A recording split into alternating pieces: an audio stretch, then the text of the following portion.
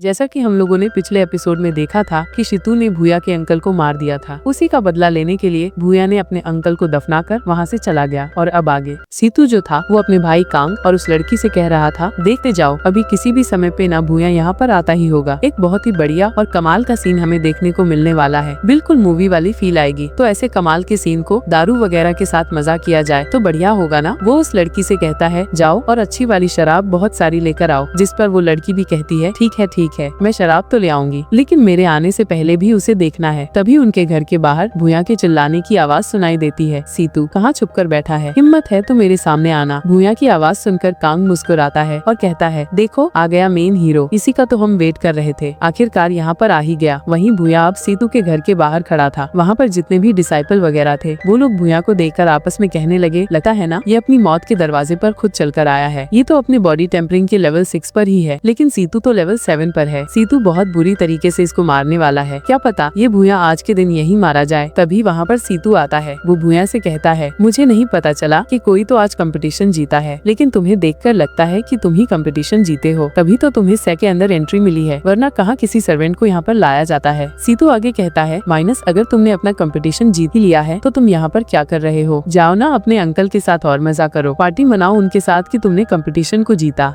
अच्छा अब समझ में आया कि तुम्हारा तो अंकल ही नहीं है। कितनी अफसोस की बात है, बेचारा बूढ़ा अंकल तुम्हारा मर गया। फिर सीतू ने एक धीमी लेकिन जहरीली हंसी के साथ कहा, तुम्हें पता है मैंने ना उसे देखा था जब तुम कंपटीशन जीतने वाले थे ना, तो वो बेचारा पहले ही भागा भागा गया था तुम्हारे लिए अच्छी वाली वाइन तैयार करने, जिसका शायद उसने तुमसे प्रॉमिस भी किया था। लेकिन उसे क्या पता था कि वो बेचारा वाइन पी तक नहीं पाएगा। मैंने ना घर के अंदर ही उसका खेल खत्म कर दिया। मैं इतना बुरा इंसान नहीं हूँ कि तड़पा तड़पा कर मारूं। मैंने बड़े प्यार से तुम्हारे अंकल को मारा, सीधा अपनी तलवार से एकदम निशाना साधा और तुम्हारे अंकल के दिल में घुसाकर आर पार कर दिया। बस एक ही अटैक किया था, उससे ज्यादा नहीं किया मैंने। तो तुम्हें तो मेरा एहसान मानना चाहिए ना, लेकिन तुम तो मानने के लिए आए हो ही नहीं। सीतू की बातें सुन सुनकर भूया का जो दिमाग था वो फटने लगा। इतना ज्यादा गुस्सा आ रहा था कि उसकी आंखें लाल हो गईं। अगर उसका बस चलता तो वो एक एक को पकड़कर टुकड़े टुकड़े कर देता। सीतू ने फिर मजाक उड़ाते हुए कहा, अरे देखो तो जरा, बच्चे को गुस्सा आ रहा है। गुस्सा उतारने के लिए कोई चीज चाहिए क्या? तो फिर शांत क्यों खड़े हो? देखो तुम्हारे पास कितने लोग हैं, जाओ 2-4 को मारकर अपना गुस्सा शांत कर लो। मैंने थोड़ी ना रोका है तुम्हें। इसके बाद वो अपने साथियों को भूया के ऊपर हमला करने के लिए भेज देता है। भूया के ऊपर जैसे ही सीतू के सारे साथी हमला करने के लिए आए, पहले ही साथी को भूया ने ऐसा लात मारा कि एक ही लात में वो आदमी वहीं मर चुका था। इतना ज्यादा गुस्सा था भूया में। एक बंदे के मरते ही सीतू जोर से चिल्ला पड़ा, बस अब हो गया, तुमने मेरे आदमी की जान ली है ना, तुमने सेके एक मेंबर की जान ली है। तो नियम यही कहता है कि जिसने जान ली होगी उसकी भी जान ले ली जाएगी। अब मैं बेफिक्र होकर तुम्हें मार सकता हूँ, कोई सवाल उठाने वाला भी नहीं रहेगा मेरे ऊपर। सारे के सारे लोग एक एक करके भूया के ऊपर हमला करने की कोशिश करते हैं, लेकिन भूया तो सीतू के आदमियों को एक ही सेकंड में उड़ाकर दूर फेंक देता है। इस वजह से अब खुद सीतू आ चुका था भूया से फाइट करने के लिए। सीतू की सबसे खास टेक्निक उसकी आइस पावर थी। वो आइस की मदद से भूया के ऊपर लगातार हमला कर रहा था, लेकिन भूया उसके सारे हमलों को काट रहा था। तभी सीतू ने अपने एक आइस क्रिस्टल को बनाते हुए बहुत सारे घेरे बना लिए, जिनके अंदर भूया फंस चुका था। जरा सा भी वो बाहर निकलने की कोशिश करता तो वो पत्थर उसके ऊपर चुपकर उसकी जान ले लेते। सीतू ने कहा, अरे वाह, तू इस हमले से बच गया, ये तो बहुत अच्छी बात है। खेल में और ज्यादा मजा आएगा, क्योंकि तेरे अंकल को मारने में ना उतना मजा नहीं आया। वो तो बूढ़ा था, एक ही हमले में मर गया। अगर तू भी मेरे एक हमले में मर जाता तो मैंने इतनी बढ़िया प्लानिंग बनाकर रखी थी, उसका फायदा क्या होता? अब मैं तो जी भर के तुझे तड़पा भी नहीं पाता। तू अब तैयार हो जा मेरे कुछ और हमले खाने के लिए, क्योंकि इतने से तो मेरा मन नहीं भरा है, अभी और तुझे मारूंगा। ये सुनकर भूया का गुस्सा अपने चरम पर पहुंच गया।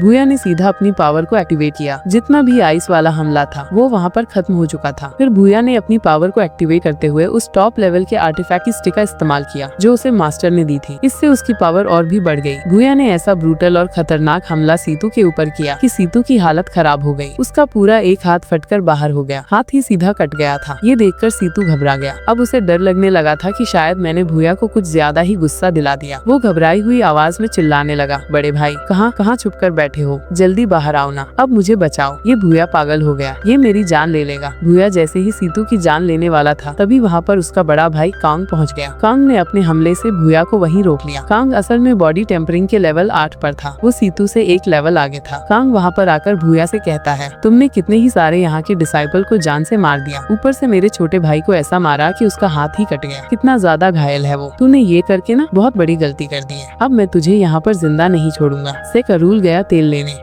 और इसी सीन के साथ ये एनिमे खत्म होता है। उम्मीद करती हूँ कि मेरी एक्सप्लेनेशन पसंद आई हो तो लाइक और सब्सक्राइब कर देना। मिलते हैं अगले एपिसोड में, तब तक के लिए bye bye. Thanks for watching.